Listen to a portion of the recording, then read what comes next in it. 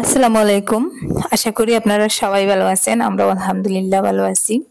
সুখ দুঃখের সংসারের আরো একটা নতুন ভিডিওতে আপনাদেরকে আরো একবার স্বাগত জানিয়ে আবারও আরো একটা নতুন ভিডিও আপনাদের সাথে শেয়ার করতে যাচ্ছি।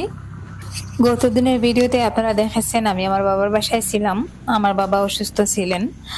তো সেদিন আমি বাবার বাসায় রাতের বেলা থেকেছি। রাতের বেলা আরিয়ানের বাবাও গিয়েছিলেন আমাদের বাসায়। তো দেখুন এখন আমরা যাচ্ছি বাবার বাসা থেকে শ্বশুরের বাসায়। তো রাস্তার অবস্থা দেখুন, কি বলবো আপনাদেরকে। একটা গাড়ি নিয়ে এসেছিলাম, এই দিক দিয়ে গাড়ি যাবে না, হেঁটে হেঁটে যেতে হচ্ছে। আর বর্ষাকাল এলেই এই রাস্তাটার অবস্থা এরকম হয়ে যায়। প্রায় 10 মিনিটের মতন রাস্তা এখন হেঁটে যেতে হচ্ছে আমাদেরকে। তো এমনিতেই শুকনোর দিন হলে এই দিক দিয়ে গাড়ি কোনো মতে যায়, আর বর্ষাকাল এলে এই অবস্থা। তো কাদার জন্য আরিয়ানের বাবার অবস্থা দেখুন, লুঙ্গি লাগিয়ে চলে এসেছেন আর লুঙ্গিটা উঠিয়ে চাপছেন, লুঙ্গিতে কাদা লেগে যাবে তাই। দেখুন এইরকম রাস্তা কোনো মতেই সাইড দিয়ে আর কি পার হতে হয়। রাস্তার মধ্যে কাদা তো আছে, সেই সাথে পানিও জমা হয়ে গেছে। তো এভাবে কোনো মতে যাচ্ছি। আর অনেকদিন হয়ে গেছে শ্বশুরের বাসায় যাওয়া হচ্ছে না। আমার শাশুড়ি মা মাঝে মধ্যে আমাদের বাসায় আসেন, আর রাস্তা খারাপ হওয়ার জন্য আমার শ্বশুর এখন আর আমার বাসায় আসতে পারেন না। আর অনেকদিন হয়ে গেছে আমিও যেতে পারি না। ওই জন্য ভাবলাম বাবার বাসায় যেহেতু চলে এসেছি, বাবার বাসা থেকে শ্বশুরের বাসা বেশি দূরে নয়, তো আমার শ্বশুরকেও দেখে যাই। আমার শরীরও বেশি একটা ভালো না, তো বাবার অসুস্থতার খবর শুনে বাবার বাসায় চলে এসেছিলাম। আর ভাবছিলাম অন্য একদিন শ্বশুরের বাসায় যাব। তো আরিয়ানের বাবাও যেহেতু চলে এসেছেন, তাই ভাবলাম ওখান থেকে চলে যাই, আবার 2 দিন কষ্ট করে আসতে হবে না, আর অনেকটা রাস্তা যেহেতু এগিয়েও গেছি। তো দেখুন এখানে একটা ফুলসিরাতের ফুল আছে, এই যে দেখুন কি অবস্থা। পা একটু পিছলে গেলেই কাদার মধ্যে পাটা মনে হয় পুঁতে যাবে। তো এরকম অনেকটা জায়গা কাদার জন্য এই যে সুপারির গাছ কেটে এভাবে ফেলে দেওয়া হয়েছে, যাতে ওগুলোর উপর দিয়ে হেঁটে যাওয়া যায়। তো অনেকটা জায়গা এভাবেই আর কি যাচ্ছি। আরো সামনের দিকে অনেকটা জায়গা এরকম পাবো। এই দেখুন এখানে একটা ফিশারির পানির কারণে রাস্তাটা আরো বেশি নষ্ট হয়। দেখুন পানি রাস্তা অবধি উঠে এসেছে। তো যাই হোক, এখন হাঁটতে হাঁটতে মোটামুটি শ্বশুর বাড়ির কাছে চলে এসেছি। এখন মোটামুটি রাস্তাটা একটু ভালো আছে। ও মাই গো মাইবা উঠতাম কি লাগো।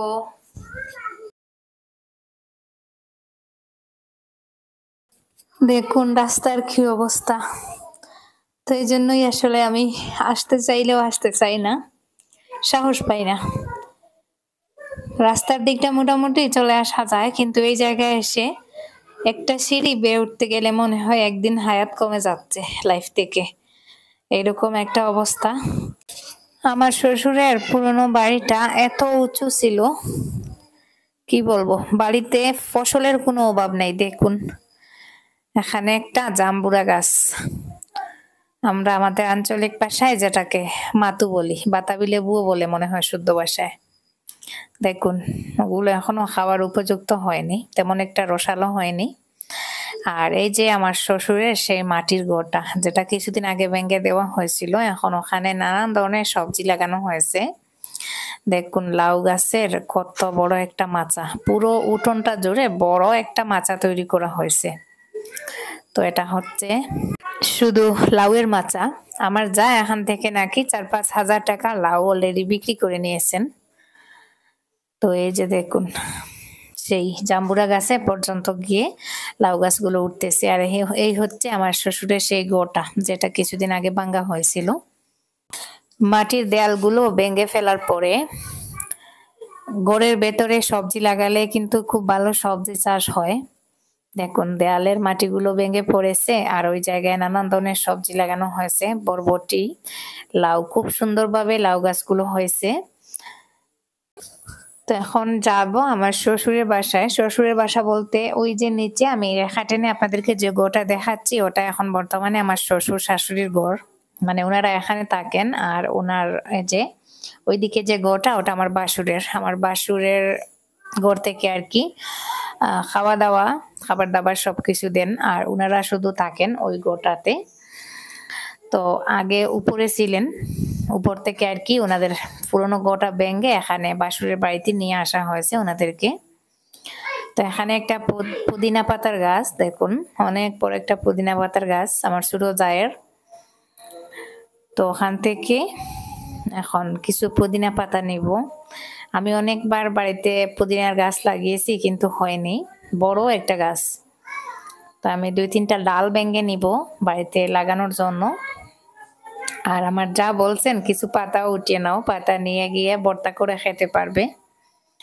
তো কিছু পাতাও নিচ্ছি। আর এই যে দেখুন এখানে সারি সারি সুপারির চারা, নতুন করে সুপারির চারা করা হচ্ছে পাহাড়ে লাগানোর জন্য। তো এখানে পেয়ারারও একটা গাছ আছে, একটা না 2টা গাছ, অনেক পেয়ারা হয়েছে। এটা হচ্ছে আমার দেবরের ঘর, মানে আমরা ওখান থেকে চলে এসেছি শ্বশুরের বাসার থেকে 2-3 ঘন্টা বসলাম, তারপরে চলে এসেছি দেবরের ঘরে। এখন আমরা চলে যাব, চলে যাওয়ার প্রায় সময় চলে এসেছে। এই দেখুন এখানে একটা পেয়ারার গাছ, অনেক পেয়ারা হয়েছে, তবে পেয়ারাগুলো এখনো ছোট ছোট কচি রয়েছে। ফিরে যাওয়ার পথে দেখুন বৃষ্টি চলে এসেছে, গাড়িতে উঠেছি বৃষ্টিতে ভিজে। তো আমার দেবরের একটা মেয়ে আর একটা ছেলেও যাচ্ছে আমাদের সাথে, আরিয়ানের চাচাতো ভাই ছোট, আরিয়ানকে দেখলেই কান্না করে আমাদের বাসায় আসার জন্য, তো ওদেরকেও নিয়ে এলাম। তো বাসায় এসে দেখি এই যে দেখুন একজনের অবস্থা, উনি বৃষ্টির কারণে আর ঘর থেকে বের হন নাই, উনি সোফায় উঠে বসে আছেন। আর মোরগগুলো আমাকে দেখে আবার এমন অবস্থা যে আমার কাপড় চোপড় কামড়ে খেয়ে ফেলবেন, ওদেরকে একটু খাবার দিলাম। তো আমি বাড়িতে না থাকলে ওয়াহিদা ওদেরকে ঠিক মতো খাবার দেয় না, তো ওই জন্য আমাকে পাওয়া মাত্রই ওরা একেবারে জাপটে ধরে। এই যে দেখুন আমার মোরগগুলো। তো অনেকে বলছেন আপু তুমি মোরগগুলোকে কি খাবার দাও, তো ওদেরকে আমি আপাতত দানা খাওয়াচ্ছি, মুরগির যেটা খাবার দানা। তো আমরা দানা বলি, জানি না অন্য জায়গায় ওটাকে কি বলে। তো আমি একটু উপর থেকে আপনাদেরকে দেখাচ্ছি, মোরগগুলো 1 কেজিতে পরিণত হয়েছে মাশাআল্লাহ। এখানে 10টা মোরগ আছে, আগের বার আমি 8টা মোরগ পালছিলাম আর এইবার 10টা। ওগুলো হচ্ছে কয়লার মোরগ, তো খুব তাড়াতাড়ি বড় হয়, এটাই হচ্ছে এই মোরগগুলোর একটা সুবিধা। দেশি মোরগ অনেক দিন পালা হয়, তারপরে দেখা যায় একটা মোরগ খাবারের উপযুক্ত হতে হতে 2-3 মাস 4 মাস 5 মাস সময় লেগে যায়, বা ডিম দিতে দিতেও অনেক সময় লেগে যায়। আর ওই মোরগগুলো আসলে পালতে পারলে অনেক বড় হয়, 8 কেজি 10 কেজি 12 কেজি ওজনের হয়। আর দেশি মুরগের থেকে ওই মুরগগুলোর একটা ভালো দিক আছে, ওরা হচ্ছে দূরে যায় না, এই ঘরের আশেপাশেই হাঁটাহাঁটি করে ঘাস খায়। আর যেখানেই যাবে মানে সবগুলো একসাথে যাবে, জমা হয়ে থাকবে। কোনো জায়গায় যদি বসে তাহলে ওরা এক জায়গায় জমা হয়ে বসে। তো এই যে দেখুন এইবার মুরগগুলো, লাল মুরগের সংখ্যা কম আর কালো মুরগের সংখ্যাটা একটু বেশি। তো এই মুরগগুলোর আরো একটা ভালো দিক আছে, ওরা কিন্তু মানুষের সাথে খুব মিশতে চায়। দেশি মুরগরা কিন্তু ওরকম করে না, ওরা মানুষের কাছাকাছি থাকতে চায় একেবারে অন্যান্য পশুদের মতন। গুয়াহাটি থেকে আসার দিন যে গাছগুলো আনা হয়েছিল, তো আউটডোর গাছগুলো লাগিয়ে দেওয়া হয়েছে। আর এটা হচ্ছে আমি রান্নাঘরেই রাখবো ভাবছিলাম, তো এটা এভাবেই রেখে দিয়েছিলাম। আজকে 2-3 দিন হয়ে গেছে। তো বাবার বাড়িতে একটা চলে গেছি, তারপরে ওখান থেকে শ্বশুরের বাড়িতে, তো গাছটা আর লাগাতে পারছি না। তো আমি কোনো ছোট টব পাচ্ছি না, তো এখানে একটা স্প্রাইটের বোতল কেটেছি, বোতল কেটে ভাবলাম গাছটা যেহেতু ছোট এভাবেই আপাতত লাগিয়ে রাখি, পরে যদি সমস্যা হয় তাহলে আরো একটা বড় কিছুতে রাখবো। তো আমি এই যে দেখুন এভাবেই লাগিয়ে দিয়েছি, আর এখানে কিন্তু আর এক্সট্রা মাটি দিতে হচ্ছে না। দুই পাশে হালকা হালকা ফাঁকা জায়গা রয়েছে, ওখানে সামান্য একটু মাটি এভাবে দিয়ে হাত দিয়ে মাটিটাকে শক্ত করে বসিয়ে দিচ্ছি। তো স্প্রাইটের বোতলটা আমি আগে একটু অন্যভাবে করতে চাইছিলাম, তো সেটা আর হয়নি, তাই এই যে দেখুন এখন আবার কেটে কুটে সমান করে দিচ্ছি। তো আপাতত আমি গাছটা এভাবেই রাখি, আর একটু যখন বড় হবে তখন আমি ওই বোতলের গুঁড়াটা ফেলে অন্য একটা সুন্দর টবে রাখার চেষ্টা করব। আমি আসলে গাছ লাগাতে খুব পছন্দ করি, তবে এখন আর ওইভাবে গাছ লাগাই না। গাছ লাগানোর পরে দেখা যায় গাছগুলোর যত্ন নেওয়া হয় না, আজকে ভালো কালকে অসুস্থ, শরীরের উপরে কোনো কন্ট্রোল নেই। তো তারপরে আরেকটা ছোট কাজ করার জন্য চলে এসেছি। এই যে হচ্ছে আমার মুরগের খাবার। আমার মুরগগুলোকে আমি যে খাবারটা দেই দানা, তো এখানে 15 কেজি দানা আছে, 60 টাকা করে কেজি আমাদের এখানে, তবে একটু বেশি আনলে 55 টাকা করে আনা যায়। তো আগে 5 কেজি ছিল, আজকে আরো 10 কেজি আনিয়েছি, 15 কেজি। ওইগুলোতেই আমার মুরগগুলো বড় হয়ে একেবারে খাবারের উপযুক্ত হয়ে যাবে, আর লাগবে না। আর আমার মুরগগুলো এখন হালকা হালকা ভাতও খায়, চাল দিলেও খায়, তাই বেশি একটা দানার প্রয়োজন নেই। গত কয়েকদিন থেকে আমি আগের মতন ভিডিও শেয়ার করতে পারছি না, টুকটাক কাজকর্ম ওইসব করে এই ছোট একটা ভিডিও আপনাদের সাথে শেয়ার করি। তো ইনশাল্লাহ 2-1 দিনের ভেতর আমি আগের মতন আবার কাজকর্মের টুকটাক ভিডিও শেয়ার করার চেষ্টা করব। আসলে কাজকর্ম তেমন একটা করা হচ্ছে না, বাসায় এসে একদিন পুরো শুয়ে বসে কাটিয়েছি, আর শরীরে ব্যথা হয়ে গিয়েছিল, এমনিতে সার্জারির একটা সমস্যা আছে, আর অন্যদিকে এতটা জার্নি করে এসেছি। তো এখন মোটামুটি শরীরটা গতকাল থেকে একটু ফ্রেশ লাগতেছে, পাতলা লাগতেছে। আপাতত আবারও ভাবছি কাজটা শুরু করব, টুকটাক কাজ যেগুলো করতেই হবে। জোরের কাজগুলো আমাকে অনেকে করতে বারণ করছেন, বিশেষ করে আমার মা। তো এখানে জুবাইর আজকে আরো কিছু গাছ লাগাচ্ছে। গাছ বলতে আমার ওই যে বারান্দায় কিছু গাছ দেখতে পাচ্ছেন, ওই গাছগুলো আসলে বারান্দায় ওইভাবে ভালো হচ্ছে না, ঠিক মতো রোদ পাচ্ছে না, হাওয়া বাতাস পাচ্ছে না, ওই জন্য গাছগুলোর কালার নষ্ট হয়ে যাচ্ছে, স্বাস্থ্য ভালো নয়। তাই জুবাইরকে বললাম গাছগুলো ওইখানে বাইরেই লাগিয়ে দিতে, যেহেতু অ্যাভেলেবল জায়গা আছে, সুতরাং বারান্দায় টবে রেখে গাছগুলোকে কষ্ট দেওয়ার প্রয়োজন নেই, গাছগুলো তার নিজের পরিবেশেই বড় হোক। তো এই যে দেখুন টব থেকে গাছগুলো উঠিয়ে এনে এখানেই লাগিয়ে দিচ্ছে।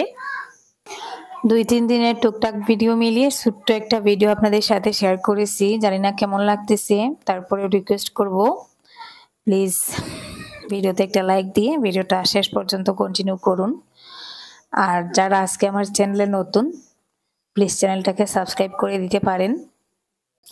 ওয়াহিদা জুবাইরকে একটু হেল্প করতেছে। তো এই যে এখানে মধ্যের দিকে কিছু খালি জায়গা ছিল, ওখানেই সারিবদ্ধভাবে গাছগুলো লাগানো হচ্ছে। গাছগুলো এখন একটু ছোট ছোট, আর একটু বড় হয়ে গেলে কিছুদিন পরে ওই বারান্দার সামনের দিকটা একটা নতুন লুক দেখা দিবে, ভালো লাগবে। তো আপাতত কিছু গাছ লাগানো হয়েছে, গাছের ডাল ভেঙে লাগানো হয়েছে। আর এই যে দেখুন আমার মুরগগুলো, আমি যেখানেই যাব আমার পেছন পেছন থাকবে। এখানে আমি জুবাইরকে বলে বলে দিচ্ছি কোনখানে কোন গাছটা লাগাবে, ওরাও কিন্তু আমার একেবারে কাছাকাছি আছে। এই কাজগুলো আমার করতে ভালো লাগে, তবে আপাতত এই কাজগুলো করার শক্তি আমার গায়ে নেই। তবে দোয়া করছি যে আল্লাহ আমাকে খুব তাড়াতাড়ি আগের মতন স্বাভাবিক অবস্থায় ফিরিয়ে দাও। আমি একটু কাজকর্ম করতে পছন্দ করি, ঘরে বসে থাকতে আমার ভালো লাগে না, নিজেকে কোনো কিছুর মধ্যে দিয়ে ব্যস্ত রাখতে ভালো লাগে। তো মোটামুটি আগের তুলনায় শরীরটা এখন অনেকটা ভালো। আপনাদের ভালোবাসায় আল্লাহ তাআলার অশেষ রহমতে শরীরটা মোটামুটি এখন অনেকটা ফিট লাগে, হালকা পাতলা লাগে। আর আগের যে সমস্যাগুলো ছিল তো ওটা এখন আর নেই, তবে ওই যে গোল ব্লাডারের যে সার্জারিটা ওটা আর কি করাতে হবে। তো দেখুন আপনাদেরকে আমি আরো একটা ভিডিও ক্লিপ শেয়ার করতেছি। এই যে দেখুন শিফা, আপনারা তো ওকে চিনতে পারতেছেন। তো ফাইনালি ও আমাদের বাসায় আবার এসেছে। কেন এসেছে, কি জন্য এসেছে, আমরা কেন আনলাম, ও চলে গেল, তারপরে কেন আনলাম, সবকিছু আমি আগামী ভিডিওতে আপনাদেরকে বলবো। তো আমরা কিন্তু আনিনি। ও নিজে থেকে কয়েকদিন থেকে আমাদের বাসায় আসছে, কান্নাকাটি করছে, আমাদের বাসায় আবারও আসতে চাচ্ছে। আর রাহিলা চলে যাওয়ার পর থেকে ওর নানিও বারবার এসে বলতেছেন ওকে আবারও আমাদের বাসায় রাখার জন্য। তো যাই হোক, আমি ডিটেইলসে বলবো আগামী ভিডিওতে। তো ওর নানি একটু আগে এসেছিলেন আমাদের বাসায়, এসে বলছেন যে তোমরা ওকে নিয়ে আসো, একটা ভুল করেছে বাচ্চা মানুষ, ওকে কি ক্ষমা করে দেওয়া যায় না। তো ওর খালার বাসায় ছিল, ওখান থেকেই মনে হয় আবার ওরা দিয়ে দিয়েছে। তো ফাইনালি আবার আমাদের বাসায় এলো। আর আজকের মতো এই পর্যন্ত। আল্লাহ হাফেজ, আসসালামু আলাইকুম।